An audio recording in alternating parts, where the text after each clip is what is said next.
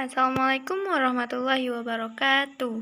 Nah, teman-teman, kami dari kelompok 3 ingin mempresentasikan makalah kami tentang hakikat pendidik dan peserta didik dalam pendidikan Islam.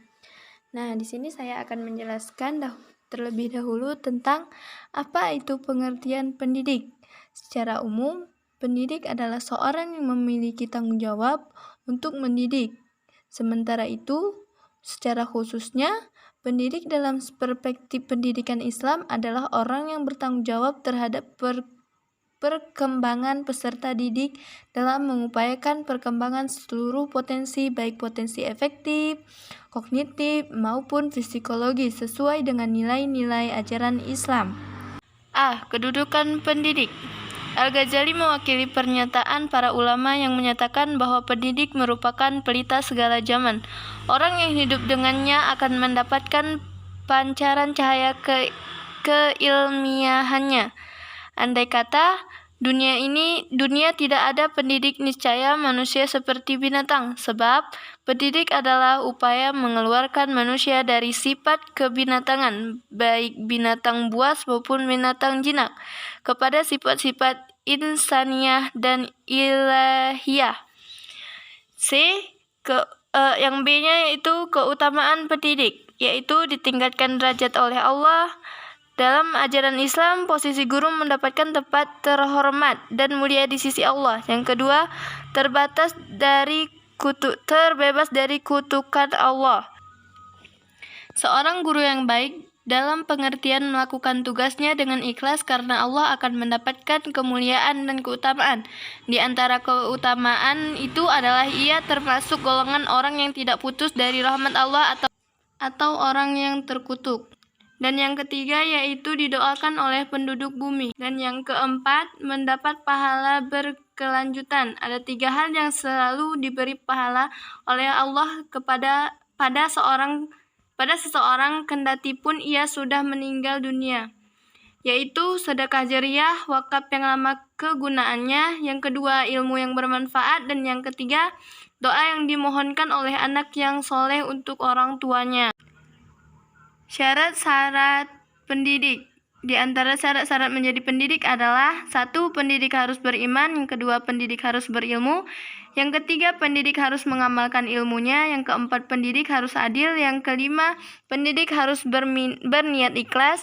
Yang keenam, pendidik harus berlapang dada. Ahmad Tafsir menjelaskan bahwa untuk menjadi seorang pendidik harus memiliki syarat-syarat sebagai berikut. 1. Tentang umur harus sudah dewasa. Kedua, kesehatan harus sehat jasmani dan rohani. Ketiga, keahlian harus menguasai bidang yang diajarkannya dan menguasai ilmu mendidik termasuk ilmu mengajar. Yang keempat, harus berkesusilaan dan berdedikasi tinggi. Selain itu, Cahyadi Karyawan juga menyebutkan beberapa kemampuan khas yang harus dimiliki oleh para pendidik muslim khususnya, yaitu kemampuan berbahasa Arab, kemampuan berbahasa Indonesia, kemampuan dengan huruf Arab, kemampuan menulis dengan huruf Latin, kemampuan berbicara, kemampuan beretorika, kemampuan mendengarkan pembicaraan anak didik, misalnya berupa masukan, keluhan, permintaan, pertanyaan, bahkan kritikan mereka. Selanjutnya, kemampuan menyegarkan suasana agar tetap konduktif dan peserta didik tetap bersemangat belajar. Kemampuan berkomunikasi secara efektif, kemampuan bercerita, kemampuan memimpin forum, dan kemampuan merespon dan menyelesaikan masalah peserta didik. Selanjutnya yang akan dijelaskan oleh teman saya, Saridia. Saya Saridia melanjutkan penjelasan dari Risma, yaitu D. Sifat-sifat pendidik. Sifat-sifat yang harus dimiliki pendidik dalam perspektif Al-Quran. Pendidik bukan hanya menerima amanat dari orang tua untuk mendidik, melainkan juga dari setiap orang yang memerlukan bantuan untuk mendidiknya. Sebagai pemegang amanat, pendidik bertanggung jawab atas amanat yang diserahkan kepadanya. Oleh karena itu, menjadi pendidik hendaknya memiliki sifat-sifat sebagai berikut. Yang pertama, yaitu juhud dan ikhlas. Yang kedua, bersih lahir dan batin. Yang ketiga, pemaaf, sabar, dan mampu mengendalikan diri. Keempat, bersifat kebapakan atau keibuan, dewasa. Yang kelima, mengenal dan memahami peserta didik dengan baik secara individual maupun kolektif. Para ahli pendidikan Islam selalu mencampurkan tugas, syarat, dan sifat guru. Hal ini dapat dipahami secara ketigaannya memang mempunyai hubungan yang sangat erat. Sifat-sifat guru yang dikemukakan oleh para ahli tersebut dapat disederhanakan sebagai berikut. Yang pertama yaitu lemah lembut, yang kedua rendah hati, yang ketiga menghormati ilmu yang bukan pegangannya, yang keempat adil, yang kelima menyenangi ijtihad, yang keenam konsekuen, perkataan sesuai dengan perbuatan, dan yang ketujuh yaitu sederhana. F. Karakteristik peserta didik. A. Selalu memiliki rasa ingin tahu yang besar terhadap pengetahuan teknologi dan seni dan informasi baru yang ada di dunia. B. Memiliki motivasi internal dan rasa ingin tahu merupakan kebutuhan yang muncul karena mereka adanya tujuan yang ingin dicapai.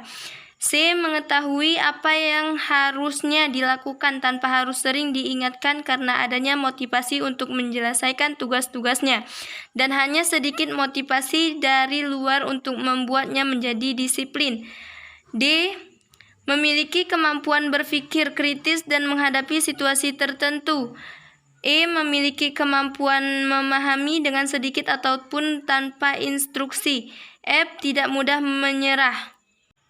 Jadi kesimpulan dari makalah kami ialah dari pembahasan di atas, maka kami dapat disimpulkan bahwa pendidik adalah orang yang melakukan kegiatan dalam bidang mendidik.